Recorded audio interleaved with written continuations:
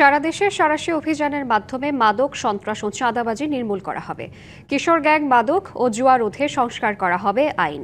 কথা বলেছেন স্বরাষ্ট্রমন্ত্রী সালাউদ্দিন আহমেদ। সকালে চট্টগ্রামের জঙ্গল সলিমপুর পরিদর্শনে গিয়ে তিনি আরও বলেন, এখানে কোনো সন্ত্রাসী গোষ্ঠীর আর অস্তিত্ব থাকবে না। নির্মাণ করা হবে নতুন কারাগার। চট্টগ্রামের সীতাকুণ্ডের জঙ্গল সলিমপুর একসময় পরিচিত ছিল সন্ত্রাসীদের অভয়ারণ্য হিসেবে। পাহাড় ঘেরা এ আতঙ্কের জনপদকে গেল মার্চে অভিযান চালিয়ে অপরাধমুক্ত এলাকা ঘোষণা করে প্রশাসন। স্থাপন করা হয় দুটি অস্থায়ী ক্যাম্প।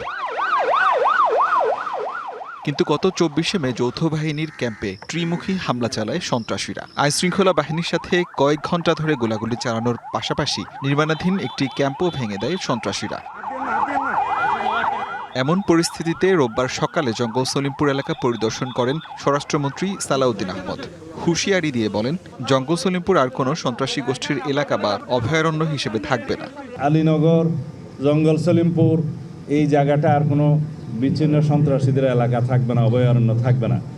এর আশেপাশে দুইটা পাহাড় টিলা শ্রেণী আছে। এই এরিয়াতেও সন্ত্রাসীদের আনাগোনা আছে বলে আমরা জানতে পেরেছি। এখান থেকেও তাদেরকে উচ্ছেদ করা হবে। তবে সলিমপুরে যারা বসবাস করছেন তাদের পুনর্বাসন ছাড়া উচ্ছেদের কোনো পরিকল্পনা সরকারের নেই। খাস জমি দেখে কারাগার নির্মাণ করা হবে বলেও জানান স্বরাষ্ট্রমন্ত্রী।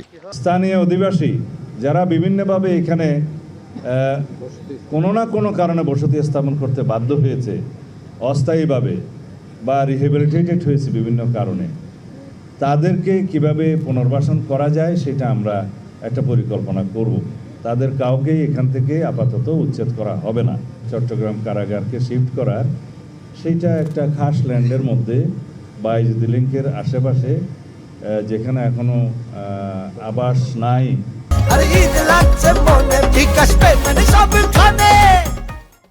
মোটামুটি ডিমার্কেটেড করা হয়েছে।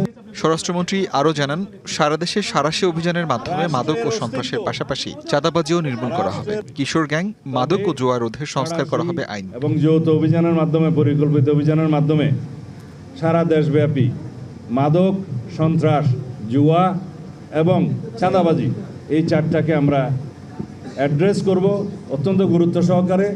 এগুলোকে আমরা নির্মূল করার চেষ্টা করব। তার জন্য আমরা পরে সার্কিট হাউসে এমপি, মেয়র ও আইনশৃঙ্খলা বাহিনীর সাথে মতবিনিময় করেন স্বরাষ্ট্রমন্ত্রী। সন্ত্রাসীদের অভয়ারণ্য যেখানেই থাকুক নির্মূল করতে হবে। আসিফ খান, টিভিসি নিউজ।